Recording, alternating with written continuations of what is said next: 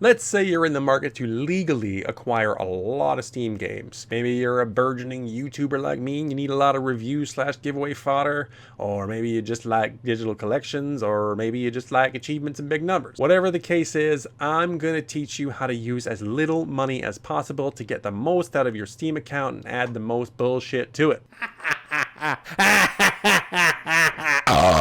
Now, before we begin, every responsible consumer needs to budget, and that's precisely what we're going to do now. Look at your past year or even your past month of purchases and try to allot that amount of money for the coming month or year. If you need to put this money into a separate bank account or on a prepaid credit card to prevent yourself from spending too much, please do so. That's a highly responsible thing to do that your father would be very proud to hear. Now that we've got that boring shit out of the way, it's time to spend your money.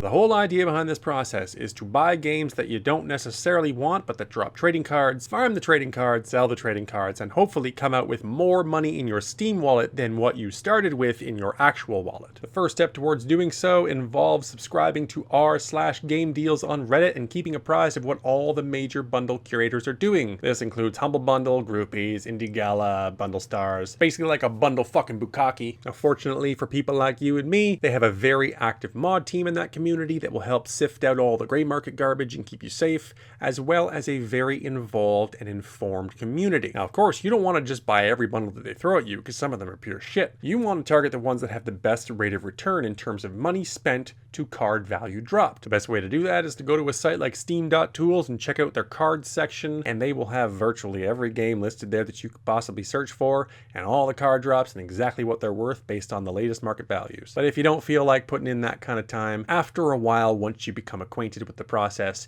you can usually sniff out a good bundle from a bad one just from experience, and estimates will do just fine. Now you might be saying to yourself, "Oh Jeff, I don't want to sit there with my fucking computer idling fucking games all night. I actually want to use the fucking thing and play games on it. I don't want to have it running overnight either because it's just sucking up power and heating up my fucking bedroom because I got an R9 290 and it's hot as shit." Well, my friends, do I have the solution for you. You see... Disclaimer. The following information involves the use of software that could be considered in conflict with the Steam terms of service. While Valve has seemingly not taken action against users for using said software, you should always be wary of the long dick of the law before bending over. You have been warned.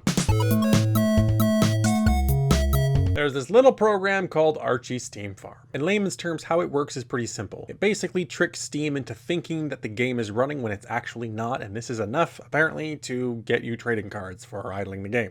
At one point in time, Archie Steam Farm was difficult to configure, but now comes with a handy little step-by-step configurator at the beginning to make basic configuration easy for even the most basic of users. But those of you looking for a more advanced experience, you have all sorts of options like farming multiple accounts, changing the way farming order works, and a whole bunch of other shit I've never bothered to investigate because I haven't needed it. In terms of program safety, while the program does indeed require your credentials, to my knowledge, not a single incident of malware or account compromise or even a Valve ban has ever taken place as a result of using Archie Steam Farm. While I can't guarantee this will always be the case, the code is open source and examinable by anyone. As far as my kilowatt can read, not a single extra watt of power is required from the wall to run Archie Steam Farm, meaning that it pretty much just runs on idle system resources. And being that it is a light resource program, this is the perfect sort of thing to have running in the background while using your computer for other things aside from gaming, but it obviously wouldn't make a hell of a lot of sense to leave it on overnight because your computer has to suck power from the wall just to stay on, and that seems kind of wasteful, especially just for a few fucking trading card cents. Unless, of course, you don't pay a Powerball, in which case, why the fuck aren't you Bitcoin mining? So, okay, now we're getting somewhere. Now we got all these games, we're farming the shit out of them, we got all these trading cards. What do you do next? Steam Inventory Helper to the rescue. It's a simple browser extension that adds a bunch of different buttons and functionality directly to the Steam inventory page, browser only, not in the client, that makes the market listing process a hell of a lot easier. Once again, it's perfectly safe, vetted by a large community, used by millions of people worldwide, and as far as I can tell, Valve once again doesn't seem to give a fuck. I mean, after all, it's got its own Steam group, just like Archie Steam Farm, and Valve doesn't seem to give a fuck about either, so take that for what it is. How it works is pretty simple. All it does is adds a bunch of buttons to the inventory page that allow you to sell items en masse. It'll let you configure price presets so you can sell above the average or below, and it will find averages for you by collecting all the recent card sale data. Just a general good little browser extension that makes your life easier, simple to use, easy to install, and regularly updated. And of course, Valve has made it a little bit more difficult to mass sell items by requiring each one to be confirmed via email, which of course ends up being the longest part of this whole process, especially if you let your inventory get really big before you actually start selling stuff. But if you keep up on it, do 25 to 50 cards once a week, it usually takes you only about 3 or 4 minutes and then you're done. Now you just sit back and collect the money. So now that we've got the basics out of the way, let's go over some helpful tips and tricks that will help optimize your experience. Number 1, keep a bit of that cash at the beginning of this whole process aside for when games show up on sale outside of Steam. Once money's been filtered through trading cards into your wallet, you can't take it back out. And sometimes games are cheaper on these websites than they are on Steam. Number 2, now that you've got a bunch of cash in your Steam wallet sitting around waiting for a sale, check out the week-long deals every week that get refreshed at 1 p.m. Eastern Standard Time every single Monday. These week-long sales will often include games that are available for less than a quarter, and as a result will often net more in trading card return than they cost. Do the math, find out, and you could end up with just a free game and the same amount of money back in your wallet. Number 3, know the refresh times of all the big bundle websites. Humble Bundle does them every Tuesday at 2 p.m. Eastern Standard Time. Bundle Stars is usually around noon, sometimes a little sooner. I don't think they have a fixed time of day. GROUPees is around 3 o'clock Eastern Standard Time. And if I recall correctly, Indie Gala does them every Monday in the morning and sometimes on Wednesdays and Fridays as well, and occasionally sporadically on days when you least expect it. The reason I say this is because the longer bundles sit unclaimed, the price will often go up, so be an early adopter and save a bunch of money. Number 4, speaking of early adoption, GROUPees has a lot of pre-order bundles for incredibly cheap for a lot of greenlight games that don't yet have Steam keys,